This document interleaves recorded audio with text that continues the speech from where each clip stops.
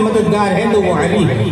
اور پھر ایک روایت میں اللہ کے رسول صلی اللہ علیہ وسلم نے فرمایا علی منی، علی مجھ سے ہے، وہ انا منہ، اور میں ان سے ہوں۔ علی کا یہ مقام آپ صلی اللہ علیہ وسلم نے دیا۔ آج کس طرح سے لوگ ان کا تمسخر کرتے ہیں، کس طرح سے استہزاء کیا جاتا ہے، کس طرح سے ان صحابہ کا مذاق اڑایا جاتا ہے جن کے تعلق سے اللہ کے رسول نے یہاں تک کہ فرمایا تھا کہ ان صحابی میں سے کسی کی بھی اگر کوئی ابتدا کر لے گا تو وہ کامیاب ہو جائے گا۔ حضرت حسنین حسن اور حسین کے بارے میں اللہ کے رسول نے کیا فرمایا؟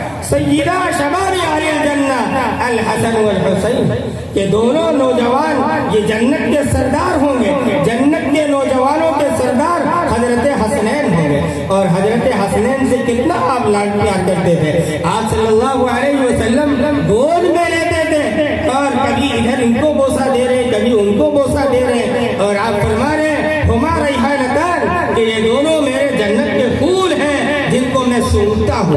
اللہ کے رسول صلی اللہ علیہ وسلم حضرت حسنین کو کاندھوں پر اٹھاتے تھے، آپ صلی اللہ علیہ وسلم لے کر گھومتے تھے، آپ صلی اللہ علیہ وسلم اپنی کمروں میں اینٹ کے بل ہوا کرتے تھے، یہ حسنین آپ صلی اللہ علیہ وسلم کے کمروں پر بیٹھتے تھے اور آپ صلی اللہ علیہ وسلم گھمایا کرتے تھے اپنی کمر پر بیٹھا کر۔ یہ وہ حسنین ہیں جن کے تعلق سے اللہ کے رسول صلی اللہ علیہ وسلم اپنے سجدے کو لمبا کر دیا کرتے تھے۔ ان کے لیے اللہ کے رسول نے سب کچھ کیا، اور ایک وقت ایسا آیا کہ اللہ کے رسول صلی اللہ علیہ وسلم نے حضرت حسن حضرت حسین کو اپنی گود میں لیا اور آپ کی آنکھوں سے آنسو جاری ہو گئے، اور آپ صلی اللہ علیہ وسلم کی آنکھوں سے آنسو جب جاری ہوئے تو موجود صحابہ نے پوچھا یہ کون سی چیز ہے جو آپ کی آنکھوں سے جاری ہے؟ آپ صلی اللہ علیہ وسلم نے فرمایا کہ جبرائیل میرے پاس آئے تھے اور انہوں نے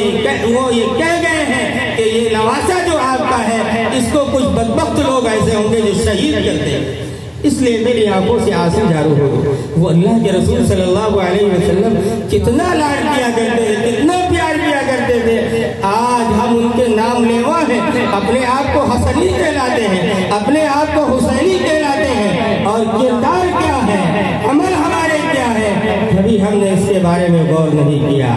مذبذبین بین ذلک لا الہ الا ولا الہ الا، کہ ہم تو تھالی کے بیگن ہو گئے، کبھی ادھر لڑک رہے ہیں، کبھی ادھر لڑک رہے ہیں، ہم کبھی ان کو خوش کرنے کے لیے ان کی جیسے کر رہے ہیں اور کبھی ان کو خوش کرنے کے لیے ان کی جیسے کر رہے ہیں۔ یہ کون سی بات ہوئی؟ یہ تو دوگلا پن ہوا، یہ تو دھوکہ دینا ہوا کہ ہمارے سامنے ہماری جیسی اور دوسرے کے سامنے دوسری جیسی۔ ارے ایک بنو جس کے بارے میں قرآن کہہ رہا ہے یا ایھا الذین آمنوا ادخلوا فی السلم کافہ، اے لوگوں پورے کے پورے اسلام میں داخل ہو جاؤ، تیتر اور بٹیر مت بنو، کہیں ادھر بھٹک رہے ہو کہیں ادھر بھٹک رہے ہو۔ یہ محرم الحرام کا مہینہ تھا، یہ ہمیں ایک پیغام دینے کے لیے آیا تھا کہ آپ کا سال شروع ہو رہا ہے، ہجری کا آغاز ہو رہا ہے، یکم محرم سے ہو رہا ہے۔ اپنے اعمال کا محاسبہ کیجئے، گزرے ہوئے سال کا محاسبہ کیجئے، تم نے کیا اچھائیاں کی ہیں، تم نے کیا برائیاں کی ہیں۔ اگر اچھائیاں کی ہیں اللہ کا شکر ادا کیجئے، برائیاں کی ہیں تو توبہ استغفار کیجئے اور یہ عزم کیجئے کہ آج سے میری نمازیں قضا نہیں ہوں گی، آج سے میرا کوئی قدم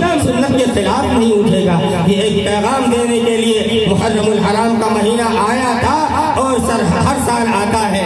یہ اس لیے نہیں آیا تھا کہ جب نیا سال شروع ہو تو ہیپی نیو ایئر منا لیا جائے اور یہ کہا جائے کہ نیا سال تم کو مبارک ہم کو مبارک۔ یہ کیسے مبارکبادی ہے؟ آپ تو موت سے ایک سال قریب ہو رہے ہیں، آپ کی ایک سال کی زندگی کم ہو رہی ہے، تو جب زندگی کم ہو رہی ہے تو اس پہ خوشی کا اظہار کرنا یہ بے وقوفی کی بات ہے۔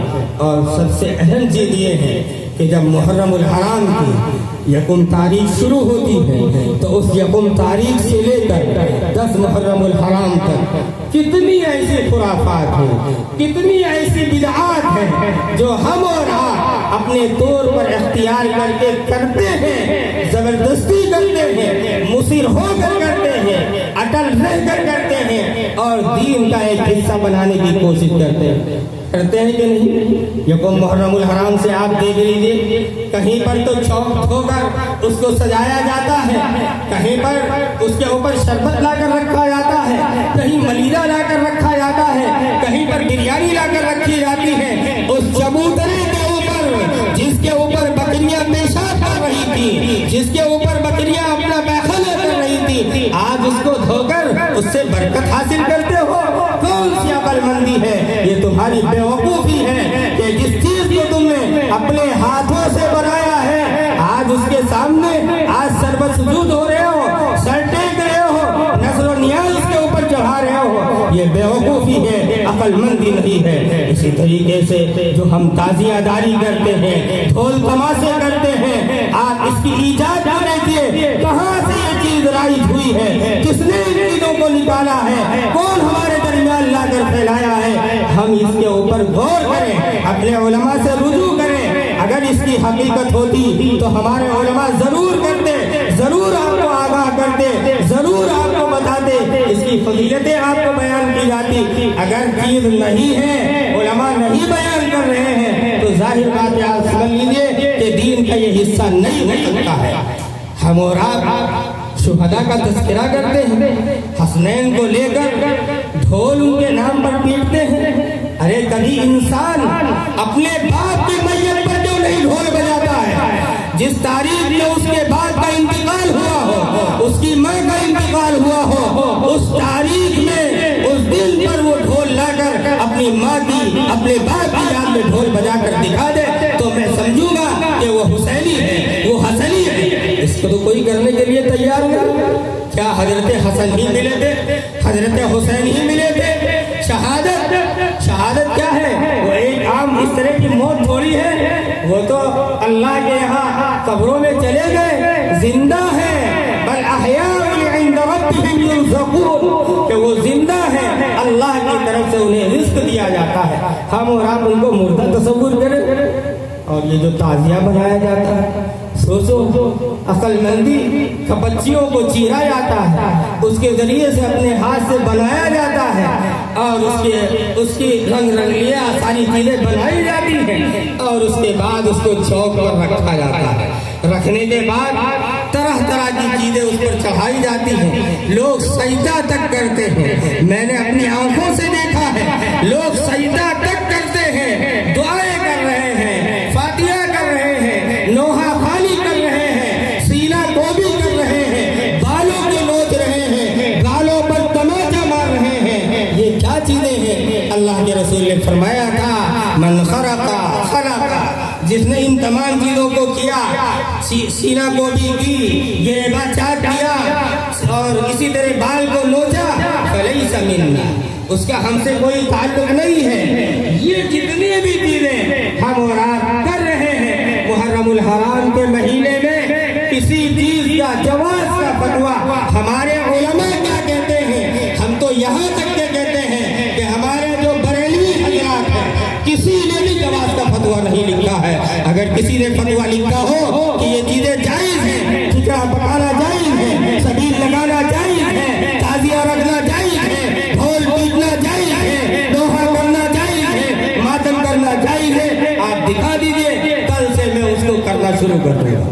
ہمارے پاس ان کی کتابیں موجود ہیں، ان تمام کتابوں کے اندر لکھا ہوا ہے۔ امام احمد رضا خاں صاحب نے بڑی تفصیل سے فتاوی رضویہ کے اندر جو 30 جلدوں پر کتاب ہے، اس کے اندر ساری خرافات کو لکھ دیا ہے، اور ساری چیزیں ناجائز ہیں۔ اگر کوئی جواز دکھا دے تو میں قبول کرنے کے لیے تیار ہوں، اور اگر ناجائز اس کے اندر لکھا ہے تو کیوں نہیں اس کی نقل کرتے ہو، کیوں ان کاموں کو کرتے ہو؟